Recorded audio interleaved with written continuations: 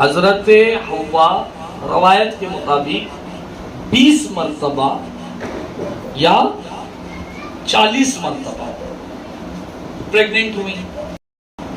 آپ بھی شادی کے لیے لڑکیاں تلاش کرو تو کبھی بھی خوبصورت تم اس کی بھی زندگی برباد کر دو گے، تمہاری زندگی بھی برباد ہو جائے گی.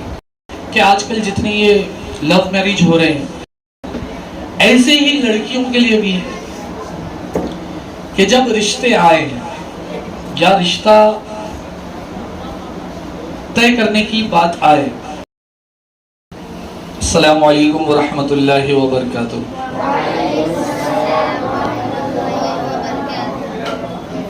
پچھلے درس میں آپ نے سماعت کیا حضرت آدم علیہ السلام نے ممنوع یعنی منع کیا ہوا درخت کا پھل کھا لیا تو اللہ تبارک و تعالیٰ نے انہیں اور حضرت حوا رضی اللہ تعالی عنہا کو حکم دیا کہ تم دونوں ایک ساتھ جنت سے زمین پر اتر جاؤ،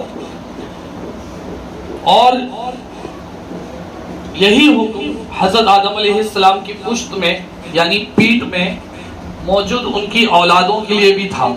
ساتھ ہی انہیں یہ بھی فرما دیا گیا کہ تمہاری اولاد میں بعض لوگ بعض کے دشمن ہوں گے، دنیا میں ایک دوسرے سے حسد اور دین میں مذہب میں اختلاف کریں گے.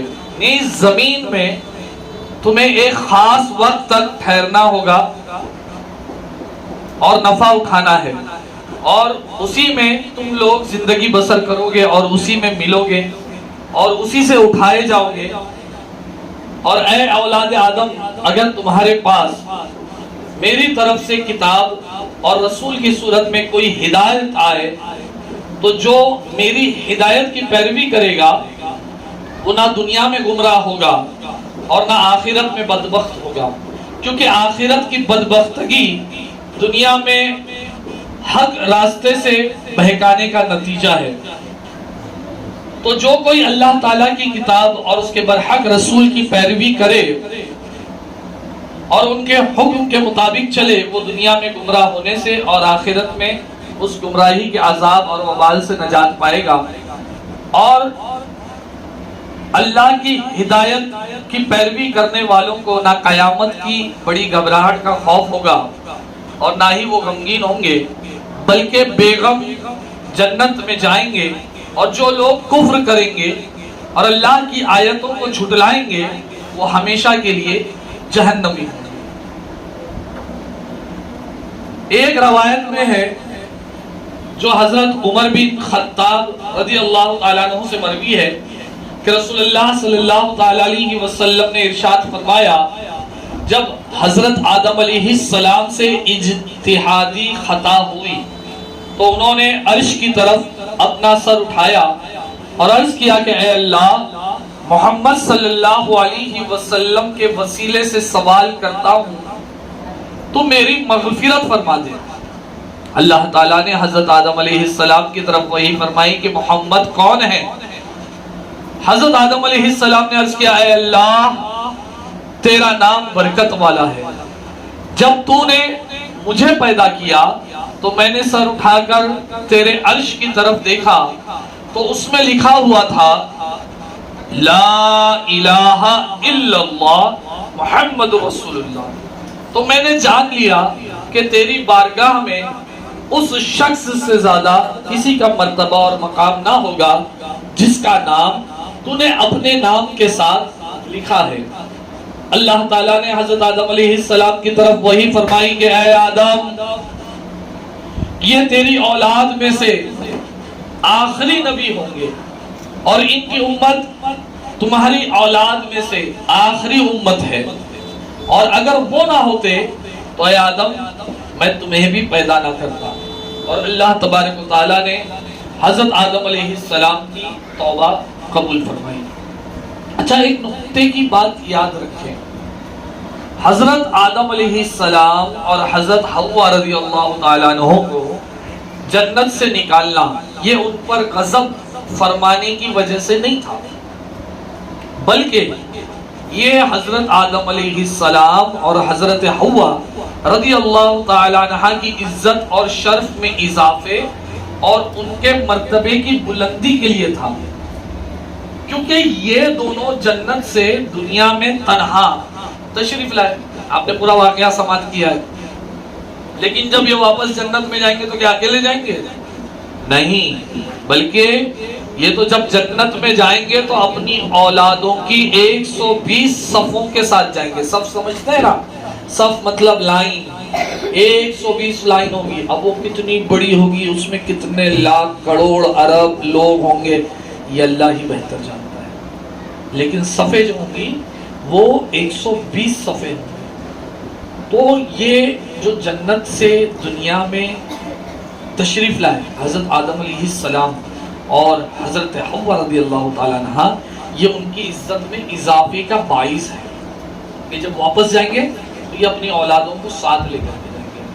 حضرت عبداللہ ابن عباس رضی اللہ تعالیٰ عنہ فرماتے ہیں کہ حضرت آدم علیہ السلام کو ملک ہند سراندیب جو ہندوستان کا ہی حصہ تھا وہاں پر اتارا گیا، اور حضرت حوا رضی اللہ تعالیٰ عنہ کو جدہ میں اتارا گیا. یہ دونوں جگہیں آپ جانتے ہیں. حضرت آدم علیہ السلام حضرت حوا کو تلاش کرنے کے لیے نکلے. اب دنیا میں اتر گئے، دونوں الگ الگ جگہ پر اترے. کوئی آزو بازو میں تو جگہ ہے نہیں، بہت دور ہے. ایک ہندوستان کے کونے میں تو ایک جدہ میں. تو تلاش کے لیے حضرت آدم علیہ السلام نکلے. کس کی تلاش؟ حضرت حوا رضی اللہ تعالیٰ عنہ. تو عرفات کے میدان میں ان دونوں کی ملاقات. عرفات کا میدان کہاں پر ہے؟ حجاز میں، عرب میں، جدہ کے ہی قریب ہے. قریب مطلب کافی کلومیٹر ہے، لیکن حجاز میں ہے. ایک اور روایت میں ہے کہ حضرت آدم علیہ السلام اور حضرت حوا رضی اللہ تعالیٰ عنہ جدائی کے بعد جب آسمان سے اترے تو ایک ہندوستان کے کونے میں ایک جدہ میں تو جدائی ہوئی. تو یہ دونوں کہاں ملے؟ عرفات میں. اور کون سی تاریخ کو ملے؟ 9 ذی الحج کو.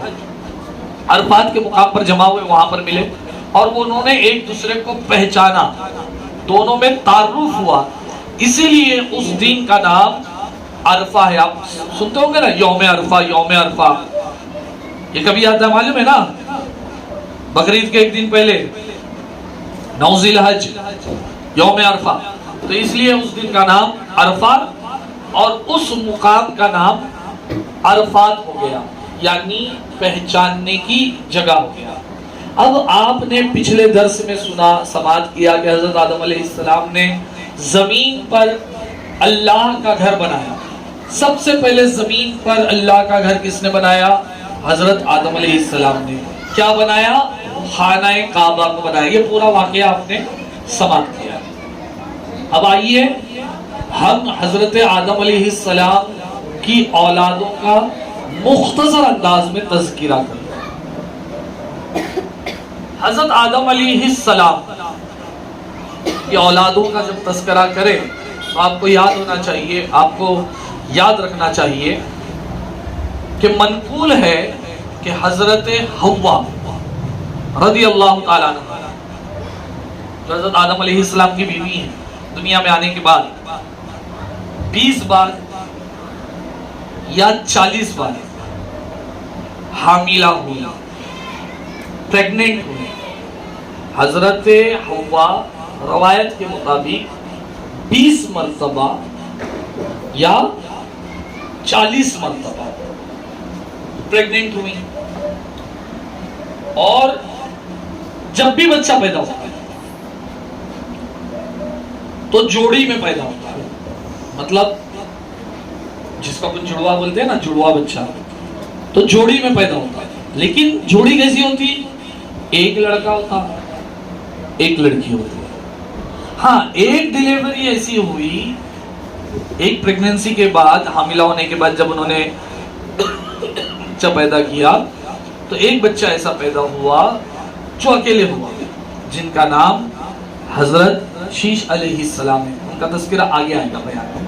وہ اکیلے پیدا ہوئے، لیکن ان کے علاوہ جتنے بھی بچے پیدا ہوئے تو وہ جوڑی میں پیدا ہوئے، جڑوا پیدا ہوئے، لیکن جڑوا سے مراد یہاں پر ایک لڑکا ایک لڑکی.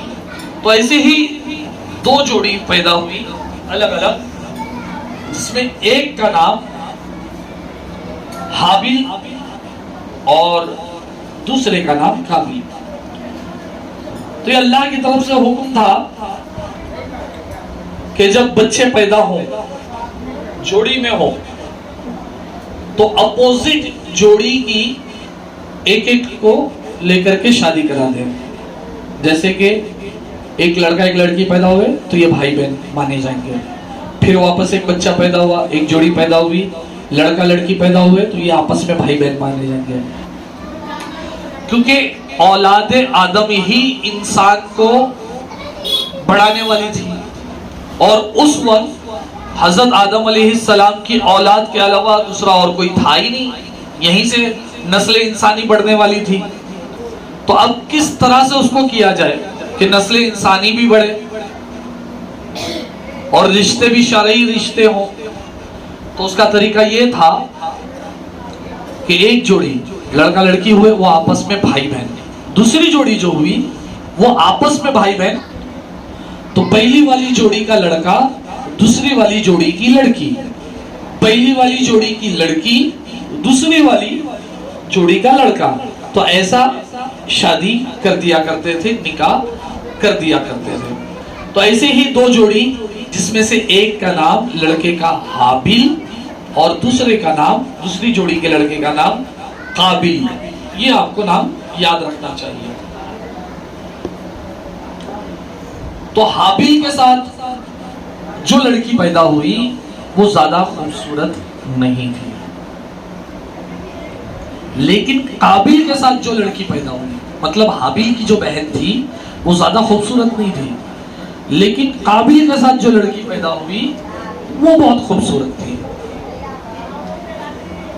تو حضرت آدم علیہ السلام نے حابیل سے کہا کہ قابیل کی بہن سے شادی کر لو، قابیل سے کہا کہ حابیل کی بہن سے نکاح کر لو. تو قابیل نے کہا نہیں، میں تو میری بہن سے شادی کروں گا، حابیل کی بہن خوبصورت نہیں ہے، میری بہن خوبصورت ہے تو میں میری بہن سے کروں گا. تو حضرت آدم علیہ السلام نے کہا کہ نہیں، یہ شریعت کے خلاف ہے، یہ ایسا نہیں ہو سکتا، تم اپنی بہن سے شادی نہیں کر سکتے ہو. تو قابیل نے کہا کہ یہ جو آپ کہہ رہے ہو نا یہ اللہ کا حکم نہیں ہے، یہ آپ اپنی طرف سے کہہ رہے ہو. آدم علیہ السلام سے اس نے کہا. تو آدم علیہ السلام نے کہا اچھا ٹھیک ہے، ایک کام کرو، تم دونوں قربانی پیش کرو، جس کی قربانی قبول ہوگی وہ قابیل کی بہن سے شادی کرے گا.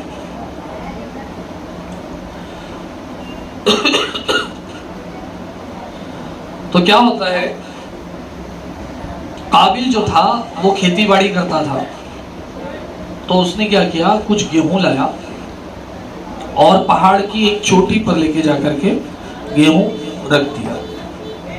اور حابیل جو تھے وہ بکریاں چراتے تھے، جانور چراتے تھے، تو انہوں نے ایک بہترین بکری وہ قربانی کے لیے لائی اور پہاڑ پہ لے کے جا کر کے رکھ دیا. دونوں نے الگ الگ جگہ رکھ دیا. اب اس زمانے میں کیا تھا کہ جب قربانی دی جاتی تھی تو وہ قبول ہونے کی نشانی یہ تھی کہ آسمان سے ایک آگ اترتی تھی اور وہ جو ہے نا جس قربانی کو قبول کرتی تھی اس کو جلا ڈالتی تھی. تو دونوں نے رکھ دیا. تو حضرت آدم علیہ السلام نے دعا کی کہ ان میں سے کسی ایک کی قربانی اللہ تبارک و تعالیٰ قبول کر لے. تو آسمان سے آگ اتری اور اس نے حابیل کی قربانی کو قبول کیا، یعنی اس نے جو بکری رکھا تھا، انہوں نے جو بکری رکھا تھا وہ بکری جل گئی. تو اس کا مطلب یہ ہوا کہ حابیل کی قربانی قبول کر لی گئی. تو حضرت آدم علیہ السلام نے حابیل کا نکاح قابیل کی بہن کے ساتھ کر دیا. سمجھ گئے؟ تو اس طرح سے یہ نکاح ہو گیا. لیکن اب چند باتیں سماعت کر دو. یہ اس دور میں تھا جب ان کے علاوہ کوئی نہیں تھا اور نسل انسانی آگے بڑھنی تھی، تو اس میں بھی اس بات کا خیال رکھا گیا کہ جو جوڑی میں پیدا ہوتے ہیں وہ آپس میں شادی نہ کریں، کیونکہ وہ بھائی بہن مانے گئے ہیں۔ لیکن جیسے جیسے سوسائٹی ڈیولپ کرتے چلے گئی، لوگ بڑھتے چلے گئے، تو اور زیادہ قانون الہی آنے لگا۔ وہ حضرت آدم علیہ السلام کے زمانے کے لیے بہت بہترین تھا۔ وہ قانون حضرت آدم علیہ السلام کے زمانے میں تھا کہ چلو جڑوا بھائی بہن ہیں، پھر وہ دوسرے بھی جڑوا بھائی بہن ہیں، اس دور کے لیے تھا۔ لیکن آج ایسا نہیں کر سکتے۔ آج کوئی چاہے گا کہ بہن سے شادی کرے تو شادی نہیں ہو سکتی۔ وہ صرف اس دور کے لیے تھا۔ اس کے بعد جیسے جیسے سوسائٹی ڈیولپ ہوتی چلے گی، بڑھتے چلے گی، تو وہ قانون بدل گیا، اب نہیں ہو سکتا۔ ایسے ہی ایک کام کی بات بتا رہا ہوں میں آپ کو۔ اگر آپ لڑکے ہو، کچھ دنوں کے بعد آپ بھی شادی کے لیے لڑکیاں تلاش کرو، تو کبھی بھی خوبصورت چہرے کے پیچھے نہیں بھاگنا، جیسا قابل بھاگ رہا تھا نا۔ اب آگے کیا ہوا وہ تو میں بتاؤں گا آپ کو۔ خوبصورت چہرہ یا خوبصورتی یہ صرف نظر کو تسکین دیتی ہے، یہ صرف نگاہوں کو اچھا لگتا ہے۔ خوبصورت کچھ دنوں کے بعد ہے نا ڈھل جاتی ہے خوبصورتی، لیکن جو خوبصورتی ہوتی ہے نا، خوبصیرت جو ہوتا ہے نا، خوبصیرت جس کی سیرت اچھی ہو وہ دل کو سکون دیتا ہے، بھلے وہ دکھنے میں اچھی نہ ہو، بھلے وہ اس کا جسم جو ہے جس کو تم کہتے ہو بھئی کیا میں کہوں کہ وہ ویسا نہ ہو جو آپ کو پسند ہو، لیکن اگر وہ خوبصیرت ہے تو مرتے دم تک وہ تمہیں سکون پہنچائے گی۔ اور اگر وہ خوبصورت ہے، سیرت اچھی نہیں ہے، تو شادی کے کچھ ہی دنوں کے بعد تمہاری زندگی برباد ہو جائے گی۔ تم اس کی بھی زندگی برباد کر دو گے، تمہاری زندگی بھی برباد ہو جائے گی۔ تو اور یہی وجہ ہے کہ آج کل جتنے یہ لو میرج ہو رہے ہیں یہ سکسیس نہیں ہوتے ہیں۔ دیکھیے ہم لوگ مولوی ہیں، امام ہیں، ہمارے پاس لوگ مسئلے لے کر کے آتے ہیں، تو اکثریت کے ساتھ جو طلاق کے مسئلے آتے ہیں تو زیادہ تر لو میرج والوں کی ہوتے ہیں۔ لڑکا اسکول میں پسند کر لیا، کالج میں پسند کر لیا، زور زبردستی کر کے گھر والوں کو منا کر کے شادی کر لیا، لیکن بعد میں جو ہے نا وہ پٹتی نہیں ہے، کیونکہ وہاں پر سیرت نہیں پسند کرتا ہے، وہ صورت پسند کرتا ہے۔ تو جب صورت پسند کرتا ہے نا تو وہ کچھ دنوں کے بعد ڈھل جاتی ہے، اور اس کے بعد گھر برباد ہو جاتا ہے، جیسا قابل نے کیا۔ قابل کو کیا چاہیے تھا؟ صورت چاہیے تھی، خوبصورت چاہیے تھی، تو اس ہوس نے بھی اس کو برباد کیا۔ یہ آپ کو بعد میں معلوم پڑے گا، ابھی میں بیان کروں گا۔ تو اس خوبصورت کے پیچھے نہیں بھاگنا ہے، یہ جملہ یاد رکھیے، اپنے آپ کو سمجھائیے، خوبصورت کے پیچھے چلنا چاہیے، اور ماں باپ کی رضامندی کے ساتھ نکاح کرنا چاہیے۔ یہ تو لڑکوں کے لیے ہو گیا۔ ایسے ہی لڑکیوں کے لیے بھی ہے کہ جب رشتے آئے یا رشتہ طے کرنے کی بات آئے، تو آج کل کیا کہتے ہیں کہ ہم لوگ ایڈوانس دور میں رہ رہے ہیں، اور ایک مغربی فکر یا مغربی انداز جو ہے نا، جس کو ویسٹرن کلچر بولتے ہیں، وہ ہمارے معاشرے پر حاوی ہوتا جا رہا ہے۔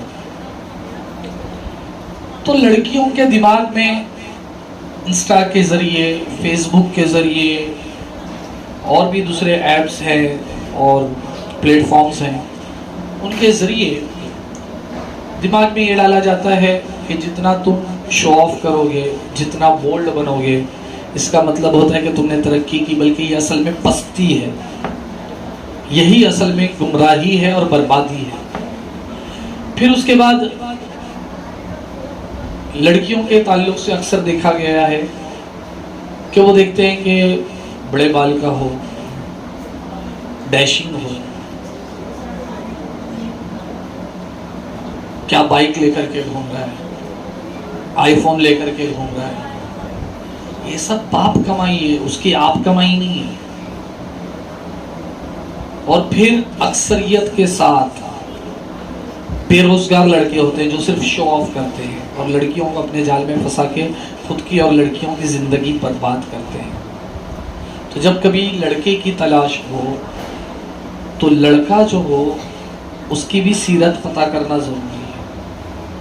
صرف دکھنے میں اچھا دکھتا ہے، کیا باڈی بلڈر ہے، یہ سب نہیں، یہ سب بیکار ہے۔ اصل چیز ہے کہ وہ ماں باپ کا فرما بردار ہے کہ نہیں۔ جو اپنے ماں باپ کی عزت نہیں کرتا نا، چاہے لڑکا ہو یا لڑکی ہو، وہ کسی کی عزت نہیں کرے گا۔ جو اپنے بھائی بہن کی عزت نہیں کرتا نا، چاہے لڑکا ہو یا لڑکی ہو، وہ کسی کی عزت نہیں کرے گا۔ کچھ دن آپ تم سب چلتا ہے کچھ دنوں تک، اس کے بعد ایک دوسرے کو گالی دیا بغیر بات نہیں کرتے۔ لیکن جو بچہ لڑکا ہو یا لڑکی ہو پیدا ہونے کے بعد سے 20 22 25 سال کی عمر تک اپنے ماں باپ کو اپنے ماں باپ کا ہاتھ پیر دبا رہا ہے، اپنے ماں باپ جی حکم فرمائیے نا، جی بولیے نا، ہر بات کو مانتا ہے، سمجھ لو وہ لڑکا وہ لڑکی ایسا ہے ایسی ہے کہ جس کے ساتھ اگر وہ شوہر ہے تو عورت کی زندگی چلے گی اچھی، اور اگر وہ لڑکی ہے تو شوہر کی زندگی اچھی چلے گی۔ اور پھر اس کے بعد نمبر آتا ہے ان کے ماں باپ کے تعلق سے بھی پتہ کرنا کہ ان کے ماں باپ اپنے ماں باپ کی کتنی عزت کرتے تھے۔ تو یہ سب بیسک ہے، یہ ایک دم الگ ٹاپک ہے، میں انشاءاللہ اس پر بھی ایک الگ درس میں بیان کروں گا۔ نکاح کے تعلق سے بھی ہم ایک درس رکھیں گے، اس میں بھی ہم لوگ گفتگو کریں گے۔ تو بس یہ کہنا تھا کہ خوبصورت کے پیچھے نہیں بھاگنا چاہیے، صورت جو ہے نا کبھی بھی خراب ہوتی ہے، سیرت اچھی ہونی چاہیے۔ تو حابیل کی قربانی قبول ہونے پر قابیل کے دل میں بغض، عداوت، حسد پیدا ہو گیا، اور حضرت آدم علیہ السلام جب مکہ مکرمہ حج کے لیے تشریف لے گئے تو قابیل نے حابیل سے کہا کہ میں تجھے قتل کر دوں گا۔ حابیل نے کہا کیوں، مجھے کیوں قتل کرو گے؟ تو قابیل نے کہا اس لیے کہ تیری قربانی قبول ہوئی ہے اور میری قربانی قبول نہیں ہوئی، اور اس طرح تو اقلیمہ، وہ لڑکی کا نام اقلیمہ تھا، کہا کہ تو نے اس سے نکاح بھی کر لیا، وہ میری نہیں ہوئی، مجھے ذلت محسوس ہوتی ہے۔ تو حابیل نے کہا، یاد رکھنے والی بات ہے، حابیل نے جواب دیا کہ اللہ تعالیٰ صرف ڈرنے والوں کی قربانی قبول فرماتا ہے، یعنی متقی لوگوں کی قربانی قبول فرماتا ہے۔ حابیل وہ متقی لوگوں کی قربانی قبول فرماتا ہے، تو متقی ہوتا تو تیری قربانی بھی قبول ہو جاتی۔ اب اگر تیری قربانی قبول نہیں ہوئی تو یہ تیرے برے اعمال کا نتیجہ ہے، اس میں میرا کیا قصور؟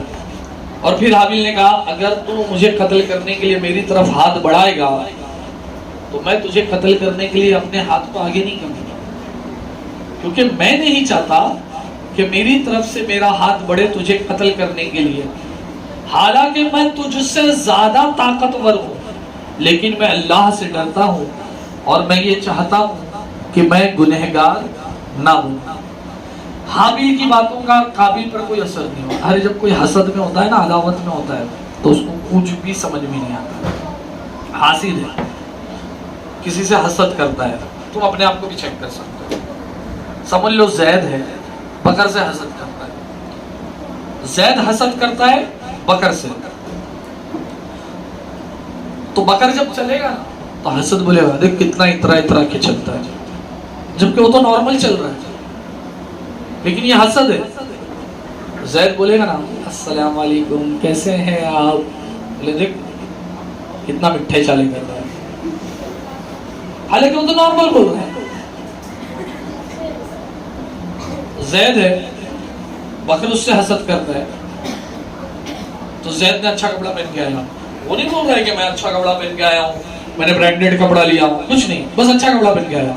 تو بکر بولے گا یہ دیکھ برانڈیڈ کپڑا پہن کے آیا نا تو شو آف کر رہا ہے۔ تو یہ حاسد کی نشانی ہے، یہ اپنے آپ کو چیک کرو کہ کہیں میں ایسا تو نہیں ہوں، اور اگر ایسے ہو تو اللہ سے پناہ مانگو اس سے بچنے کی کوشش کرو کہ اگر اس میں مبتلا ہو گئے تو بربادی کے سوا کچھ نہیں۔ تو حابیل کی باتوں کا قابیل پر کوئی اثر نہیں ہوا، وہ تو حسد میں جل رہا تھا۔ اس نے آخرکار اپنے بھائی حابیل کو کسی طریقے سے قتل کر، اب قتل تو کر دیا اور دنیا و آخرت کا خسارہ اپنے نام پہ کر لیا۔ اب حابیل کو قتل کرنے کے بعد قابیل حیران و پریشان ہو گیا کہ بھئی اب اس کو قتل تو کر دیا ہوں، اب اس کو کروں کیا؟ قتل تو کر دیا، مر گیا، لاش رکھی ہوئی ہے، تو اب لاش کو کروں کیا؟ تو لاش کو کاندھے پر اٹھا کر کے گھومتا پھرتا رہا، کروں کیا؟ یہ دنیا کا پہلا قتل، ابھی تک کوئی مرا نہیں تھا، پہلا قتل قابیل نے حابیل کا کیا، اور قتل کرنے کے بعد پریشان، اب لاش کو کروں کیا؟ اور لاش کو کندھے پر اٹھا کر کے گھوم رہا ہے، اب کیا جائے؟ مارنا تھا مار تو دیا۔ پھر اللہ تبارک و تعالیٰ نے تدفین، دفنانے کا طریقہ بتانے کے لیے ایک کوے کو بھیجا۔ وہ کوہ آیا، ایک دوسرے کوے سے قابیل کے سامنے لڑنے لگا، دونوں کوے آپس میں لڑے اور ایک کوہ مر گیا۔ تو جس کوے نے دوسرے کوے کو مارا تو اس کوے نے اپنے پیر سے زمین کوریدنا شروع کیا، یہاں تک کہ کورید کے کھڈا بنا دیا۔ کھڈا بنانے کے بعد اس نے اس مرے ہوئے کوے کی لاش کو اس کھڈے میں ڈالا اور اپنے پیروں سے مٹی ڈالا اور اسے دفن کر دیا۔ قابیل دیکھ رہا تھا، اب جیسے ہی دیکھا بولے افسوس ہے مجھ پہ، اتنی سی بات مجھے سمجھ میں نہیں آئی، اتنی سی بات مجھے سمجھ میں نہیں آئی۔ اور پھر اس نے کیا کیا؟ اس نے بھی زمین کھودا اور اپنے بھائی کی لاش کو دفنا دیا، لیکن اس نے اپنی دنیا و آخرت دونوں کو برباد کر دیا۔ اس پر اللہ کا عذاب بھی نازل ہوا، اس کا پیر اپنی پنڈلی میں چپک گیا، بعد میں وہ بھی مر گیا۔ لیکن حدیث پاک میں آتا ہے کہ قابیل نے تو قتل کیا اس وقت، وہ پہلا قتل تھا، لیکن اب قیامت تک جتنے لوگ کسی کو ناحق قتل کریں گے، ناحق مطلب حابیل کا کیا قصور تھا؟ کوئی قصور نہیں تھا، یہ تو اپنی جلن حسد کی بنیاد پر اس کو قتل کیا اس نے۔ تو اسی طرح قیامت تک جتنے لوگ کسی کا ناحق قتل کریں گے تو یہ جو گناہ کریں گے تو قابیل کو اپنے پہلے قتل کا تو عذاب ملے گا ہی ملے گا، بلکہ قیامت تک جتنے قتل ہوں گے ان سب کا بھی عذاب اس کے اوپر جائے گا۔ اللہ اکبر، اتنا بڑا گناہ۔ اور اسلام کہتا ہے کہ جس نے کسی ایک انسان کو ناحق قتل کیا گویا کہ ایسا ہے کہ اس نے پوری انسانیت کو قتل کیا۔ اللہ تبارک و تعالی ہمیں اور آپ کو گناہوں سے بچنے کی توفیق عطا فرمائے، ہمیں نیک عمل کرنے کی توفیق عطا فرمائے، ہمارے تمام گناہ صغیرہ و کبیرہ کو معاف فرمائے، ہمارے دل و دماغ سے حسد عداوت کو دور فرمائے، ایک دوسرے کے ساتھ پیار و محبت سے پیش آنے کی توفیق عطا فرمائے۔ آمین۔ وآخر دعوانا ان الحمدللہ رب العالمین۔